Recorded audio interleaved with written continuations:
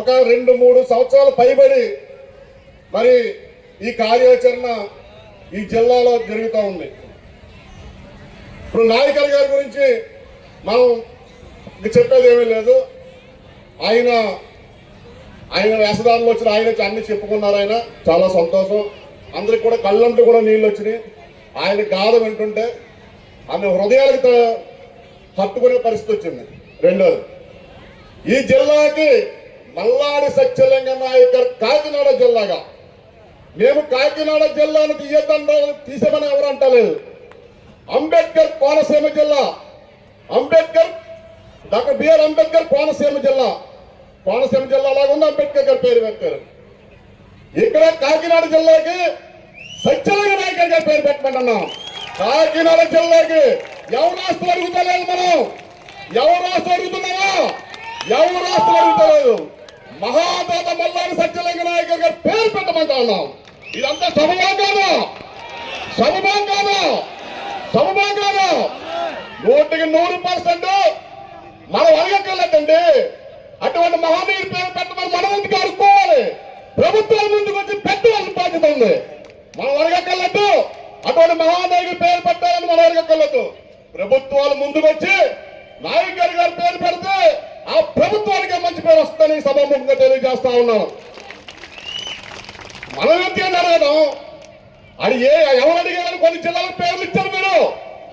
ఈ ఆంధ్రప్రదేశ్ లో మరి కొన్ని జిల్లాలకు కొన్ని రాజకీయ నాయకులు పేర్లు పెట్టారు. వాళ్ళు అడిగారని పెట్టారా? మీ పేరు గురించి పెట్టారు. 1400 ఎకరాల భూమి ఒక్క రూపాయి కూడా ఆయనకి ఉంచుకోకుండా ప్రభుత్వానికి మరి ప్రజలకి దారాదత్తం చేసిన వ్యక్తి మల్లాడి సత్యలింగ నాయకర్ గారు. మరి అటువంటి మహానుభావుడి పేరు పెట్టాలా వద్దా? పెట్టాలి కదా. ఈ రోజు కొంతమంది చెబుతా ఉన్నారు ఇది రాజకీయ వేదిక కాదు, ఓన్లీ మన సాధన సమితి ఏర్పాటు చేసిన సభ, ఒక మహనీయుడి పేరు పెట్టమన్న సభ. కొంతమంది మనం కొంతమంది పేర్లు పెట్టమంటూ వస్తే ఇంకొంతమంది ఇంకొక పేర్లు సూచిస్తూ ఉన్నారు. ఇది రాజకీయ కోణంగా చూస్తా ఉన్నారు.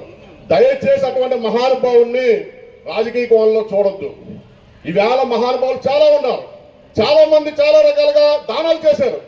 ఇప్పుడు పిఠాపురం మహారాజా గారు చాలా దానాలు చేశారు. అలాగే పరశురామమూర్తి గారు చాలా దానాలు చేశారు. అలాగే అనేక మంది దానాలు చేశారు. కానీ ఈయన కష్టపడ్డ సొమ్ము దానం చేసిన వ్యక్తి మల్లాడి సత్యలింగ నాయకర్ గారు. ఈ కష్టపడ్డ సొమ్ము ప్రతి రూపాయి కూడా కష్టపడి ఆయన రంగు నెల్లి ఆయన కొంత దంపు సొమ్ము సంపాదించుకొని ఇక్కడ యావత్ ఆస్తుల్ని మరి ఇక్కడ కూడబెట్టి, చదువు ముఖ్యం, ప్రతి కుటుంబంలో కూడా చదువుకున్నవాడు ఉంటే ఆ కుటుంబం బాగుంటది, ఆ ఊరు బాగుంటది, ఆ జిల్లా బాగుంటది అనే ఉద్దేశంతో మహాదాత మల్లాడి సత్యలింగ నాయకర్ గారు మరి ఆ రోజు బ్రిటిష్ కాలంలోనే వేద విద్యాశాల ఎవరన్నా ఆ ఐడియా ఎవరికన్నా వస్తుందా? ఆ ఐడియా వేద విద్య నేర్పించాలని ఎవరికన్నా వస్తుందా?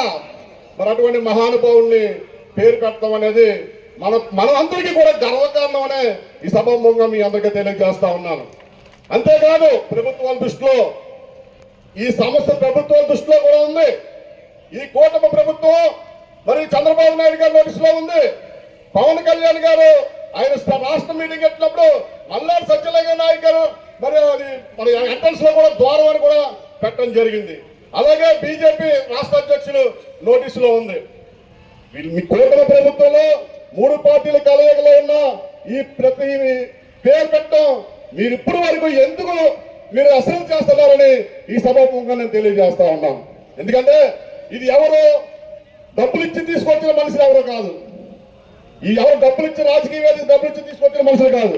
చాలా అభిమానంతో వచ్చిన వ్యక్తులు, మీ అందరూ అభిమానంతో వచ్చిన వ్యక్తులు. ఇక్కడ ఇటువంటి వ్యక్తులు రావడం వల్ల 100% కూడా మల్లాడి సత్యలింగ నాయకర్ పేరు పెట్టే తేరాలని ఈ సభాముఖంగా మీ అందరికీ తెలియజేస్తూ, అంతేకాదు ఎంతో దూరం నుంచి వచ్చిన మరి మా తమిళనాడు నుంచి వచ్చిన మరి పెద్దలు పారిశ్రామికవేత్త ముఖ్యంగా ధన్యవాదాలు తెలియజేస్తాను సోదరుడికి.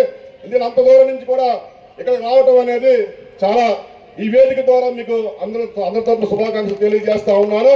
అంతేకాదు ముఖ్యంగా ఒకటే చెప్తా ఉన్నాను, ఇది ఆరంభం మాత్రమే. ఇది ఆరంభం మాత్రమే. ఇది ఇవాళ మీటింగ్ పెట్టుకుని వెళ్ళిపోతాం కాదు.